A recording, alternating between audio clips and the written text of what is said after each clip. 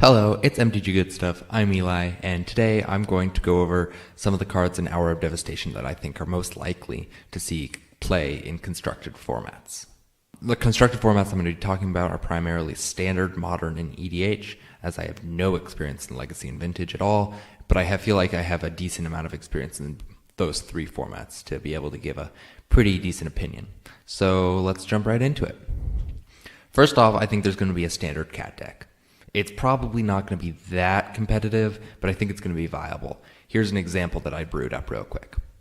I think this deck is really fun, and I think these two cards, specifically Adorned Pouncer and Pride Sovereign, are actually pretty strong, and I think they're going to fit well into the deck.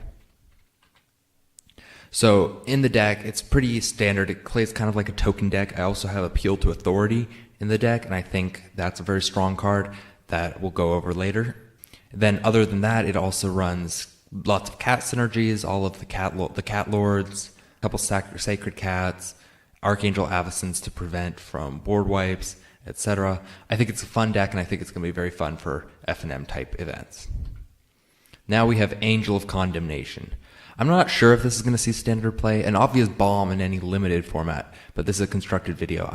It kind of depends if there's a deck that is able to keep this thing alive for long enough for it to exile one or two creatures underneath it. If so, I think this could be a really strong card because it has a strong body attached to a powerful exile effect, but there would need to be a deck that works around it, of course.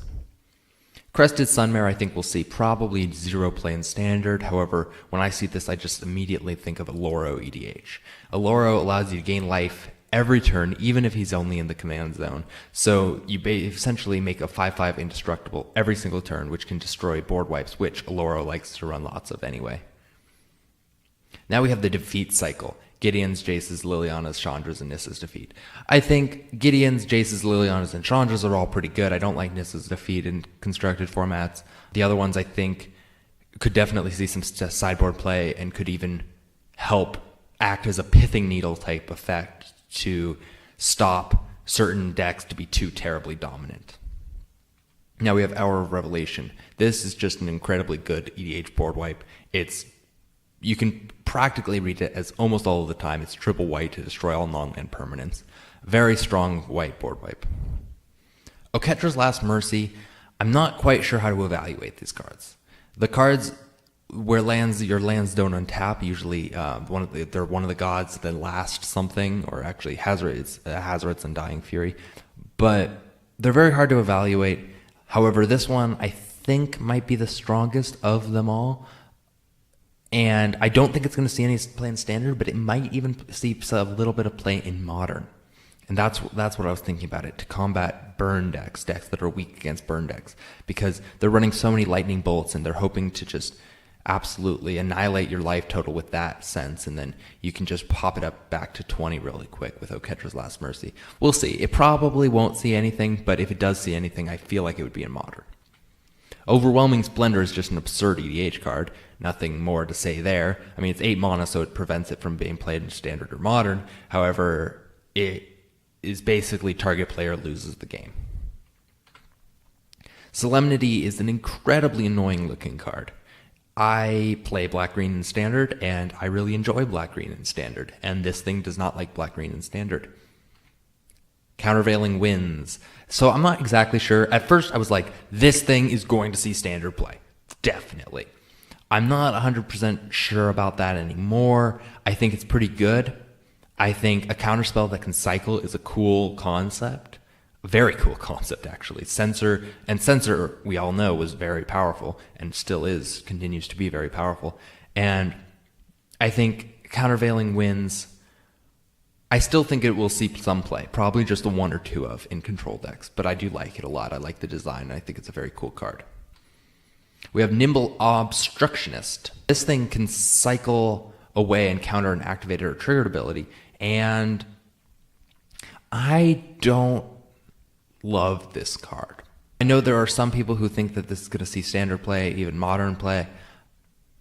Okay, so take Disallow. Disallow, how often does that hit anything but a spell? Not that often. So I just don't see this being as cyclable that great of a card. I think a 3-mana 3/1 flash flying on its own is pretty decent, but I'm not sure if it's good enough to see standard or modern play. But I could totally be proved wrong, because I am not a great control player, and I would not be too surprised, because it does counter Planeswalker ultimates. If Planeswalkers are fairly prevalent in the format, I can see this thing being a lot better. Time will tell, and I'd actually kind of like to be proved wrong about this, because it does seem like a really fun thing to cantrip and counter an activated ability, like a Planeswalker ult or something. I think that would be pretty cool. Riddle form will almost surely see no play, to be perfectly honest. However, I love it. I love it so much, and I want it to see play. It's a 2-mana, 3/3 with flying that is hard to activate. You have to jump through hoops to activate it effectively. But if this was a win con of a control deck, I would be so happy. And I feel like it wants to be okay, because it does like dodge sorcery speed removal if you play it right. I feel like this card wants to be okay, and it's possible that it works, but we'll see. Supreme Will, I think, is a very strong control card. It's basically a cycling counterspell, except instead of just straight cycling, you can pay 3 to look at the top 4 cards of your library and put one of them into your hand. I think that's a powerful effect, and it's a mono leak for 3 mana otherwise. And I think this is going to enable some powerful control decks in this standard format, I think. Unsummon is okay. I mean, I have not really played very much Magic back when Unsummon was... I have not played any Magic back when Unsummon was in Standard in the past. So I can't speak from experience like most people can. However, it's an okay tempo card, and I can see a couple of them being in the main board or sideboard of control decks here and there. Ammon Eternal. Now this card I just love. I think it's so well crafted, and I think it's very powerful in the right deck. I think it's really good in a Jund deck, in a Jund -1/-1 counters deck, that is. And I'll show you a list for that right after this. I also think it could actually be in control decks, just because if you're able to take down all of their creatures fairly effectively and not let them get any creatures on board, this is a 3-mana 5/5. Because, I mean, sure, it attacks as a 4/4, but then it jumps right up to a 5/5 if they can't block it. So I feel like it could see some play in control decks, but mostly it's going to be in the Jund deck, which I have right here. This is my quick brew up of an interesting Jund -1/-1 counter deck. Yeah. Now we have Dream Stealer. I think this thing maybe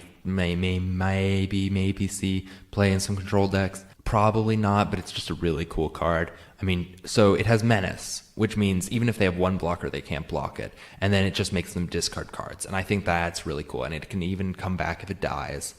I think it's a cool card, and it might see some play in control decks. Or even not control decks, but just decks with a lot of removal. Razaketh the Foul-Blooded will only see play in EDH because, 8 mana is a lot. However, tutor effects are incredibly powerful in EDH, and only having to pay 2 life and sacrifice a creature without having to pay any mana for tutor effects means you can do them many times per turn and just tutor out a win condition easy peasy. And that's pretty darn cool. Abrade, I think, is actually my pick for what's I'm guessing is going to be the most impactful standard card in the set. It's a Harness Lightning, except it can also destroy artifacts. Bye-bye Mardu vehicles. Those decks are going to have a lot harder of a time dealing with, or just a really hard time dealing with Abrade. And I think Abrade is going to see a lot of play in any deck that doesn't run energy and wants a Harness Lightning, because this is just better than Harness Lightning if you're not running energy.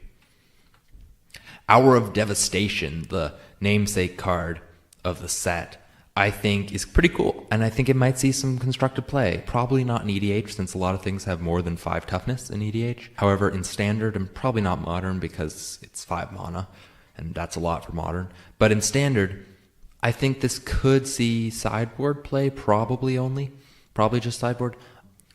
It depends. It might be better than Fumigate if there's enough gods running around. But if there isn't enough gods running around, then Fumigate is better off, obviously. Inferno Jet, my note for this card when I was planning this video was and I quote, maybe standard, question mark, because I don't actually think it's going to see any standard play, but I could be proven wrong as some crazy top end of a super ultra aggro deck that almost always will deal damage up to like a certain point and then just needs 6 damage in the late game and they'll win. It's possible. Magmaroth. The power level might not quite be there on this creature. However, it does fit nicely into the Jund -1/-1 counter deck I was talking about, because that deck runs a lot of non-creature spells, and of course this thing has -1/-1 counters on every upkeep. But it's also can be a 4 for a 5/5, which is pretty powerful, but maybe not quite powerful enough. Majestic Myriarch. 5 mana for what is at minimum a 2/2, but most likely is going to be a 6/6 a minimum 6/6 for a deck that actually wants to be running this. I feel like this would slot into a token deck, potentially as a topper. However, I do think Archangel Avacyn is probably a better thing to run in a token deck, and the Majestic Myriarch might not be what you want to do with 5 mana. So we'll see. It's definitely going to see EDH play, though, because it's great in any token EDH strategy. So it might be just confined to that. I'm guessing it's going to be confined to that, though. Ramanap Excavator. This thing is Crucible of Worlds on a 2/3 body for 3 mana. That is amazing. Crucible of Worlds needed a reprint, and they gave it to us in a really odd way. This thing is going to be a powerhouse in so many green EDH decks, and it might even see standard or modern play. We will find out. I'm kind of guessing not, but there's definitely combos that can be made with this and the Gitrog monster. So it's possible. But it's definitely going to be an incredibly impactful card in EDH, and I already have a deck that I'm really excited to put it in. Ronus' Last Stand might see standard play. If it would have to be in a deck that was pretty low on 3 drops. However, 2 mana, a turn 2 5/4 seems really good. It does get Fatal Pushed easily, but it could be a relevant card in standard. We will find out. The Locust God, I think, is going to be an absolutely amazing commander. This thing is just my absolute favorite Izzet commander ever printed, and when I saw this card, went ahead and built up a really quick EDH deck around it. This is just my opinion of what cards I think will be good in this deck, and it should not be copied, because this deck I made in literally like an hour or 2. So these are just some of the ideas that I think are good cards for the deck. And here they are. You have lots and lots of card draw, lots of wheel effects, some creatures that work well with instants and sorceries, lots of stuff that draws cards. Basically just cards. Nicol God Pharaoh, the absolute monster planeswalker of this set, I think will definitely see some standard play in Grixis control decks, blue-red control decks that splash black just for it. The top end of control decks, I think, for this thing is the potential for a top end of control decks is really powerful, because not only being able to exile not 1 but 2 cards from their hand with a plus ability, but if they have no more cards left in their hand, being able to play something from their deck for free. I just think this guy has insane value. His ultimate is powerful. His -4 is really powerful if you've done enough damage with your Torrential Gearhulks and just need to finish them off, or if you need to kill a creature, and you can kill pretty much any creature with 7 damage. So this thing is very powerful, and you'll have to watch out for it in standard. Let's just say that much. The Obelisk Spider may or may not go in the Jund deck. I didn't have it in mind in the Jund -1/-1 counter deck, that is. I don't have it in mind because I don't think it's quite there, but it is a potential for it. The Scarab God is my absolute new favorite card in my Sidisi EDH deck. I think this thing is a powerhouse because my Sidisi EDH deck will easily acquire like 20 to 30 zombies, and that just will kill your opponent in one or two, all of your opponents at once in one or two turns. And even if somehow they're playing a life gain deck and they have a trillion life, you can scry through practically your entire deck and just kill them that way. And then the other upsides it has is just amazing. I think it'll be a really powerful commander itself. However, my favorite potential for it is in Cities EDH for sure. The Scorpion God also is another card that may or may not go in the Jund -1/-1 counter deck. I did include it in my version of it, as you saw, and I think it's a decent card. However, I was doing some test games with that deck, and to say the least, it is pretty awkward. So that's why I'm only running 2 of them currently. I started out with 3. I think 2 is more correct. However, 0 might just be correct, and maybe Obelisk Spider is just better than the Scorpion God. It's possible. Claim to Fame, the speak of this is modern for sure. In the Grixis Death Shadow decks, or any Death Shadow decks for that matter. I think it'll see some standard play too, potentially. I think 1 mana to get a 2 mana card back and then still have a little upside from the graveyard is just a powerful effect. And I think it shouldn't be overlooked because Fatal Push kills 2 mana creatures all over the place. So, you play a 2-drop, they Fatal Push it, you bring it back for 1 mana, and I think that's cool. And then you still have something that can give your creature haste and +2/+0 until end of turn. So there's lots of upside to this card, and I think it will see play in both standard and modern. And I love that fact that it's uncommon because that's just great. Appeal to Authority. This is actually one of my favorite cards in the set. I think this is the exact enabler we needed for a really powerful token deck. You saw that I put it in my cat deck earlier because the cat deck is a token deck, and this can be really powerful. It's really powerful life gain, lifelink that the cat deck has so much of. Appeal to Authority is an amazing enabler, and I went ahead and built an entire deck around it. So here's yet another deck here in this video. So it's pretty simple land base, Archangel Avacyn, Selfless Spirit, Thraben Inspector. It's just all the stuff you would expect in a token deck. Gideon, Nissa, Oath of Ajani's for pumping and also being able to play your Gideons and Nissas earlier. Then we have the almighty Appeal to Authority, which can so easily just turn a 2/2 Gideon ally knight into this monster, a 6/6 with trample or an 8/8 with trample, and Authority can then tap down their creatures and give your creatures vigilance. I think it's just a really strong card. Then we have Declaration of Stone, Servo Exhibition, and SRAM's Expertise, of course. So it's a basic token deck with Appeal to Authority, and I think this might be a viable deck in Standard. I played some test games, and I think it's pretty strong, and I really like it a lot. Then we have Reason to Believe, which probably won't see any play in Standard or Modern. However, EDH, I love this. Well, mostly in Rashmi EDH. My brother has a Rashmi EDH deck, so it made me think of this. And I just think this is a great card. Playing them both at 1 turn will often just lead to an Avenger of Zendikar off the top of his library, or your library, or a similar powerful creature. And playing it at the early game or the late game when you already know the early game for Reason and the late game with Believe, knowing what the top card of your library is, which you often do in Rashmi, you can again cheat really big creatures out into play. And it's really strong, and I think this is a cool card. Then we have Driven to Despair. To be perfectly honest, I'm not sure where this card is going to go. I just know it wants to find a home somewhere, and it might not. It's possible. However, I think it's a strong card. I think the power level is all there. Playing it both on the same turn is only 4 mana, and it gives them Trample and Menace, and whenever they deal combat damage, draw a card and they discard a card. This card can swing an entire game from them winning to you just dominating. And because of that, I think this card will find a home somewhere. I just don't know where yet. The Hollow One. This might see some standard play. A cycling deck of some sorts, being able to cycle 3 or 4 cards in 1 turn and then just hollow one, 1 or 2 hollow ones for next to free or 1 mana. It's strong. I don't think there's enough cycling synergies to lend this into actual Standard, but it would be a fun test deck or a fun, F&M type deck to test out with, and I think that's a really cool kind of card. And I just love the design of this card. It has cycling itself, which is cool, so you can cycle 1 hollow one to cast another hollow one for free, or cheap, I mean. It's cool. It's a very cool card. Then we have Mirage Mirror, which we'll probably only see play in EDH, but oh boy, in EDH, this thing is really cool.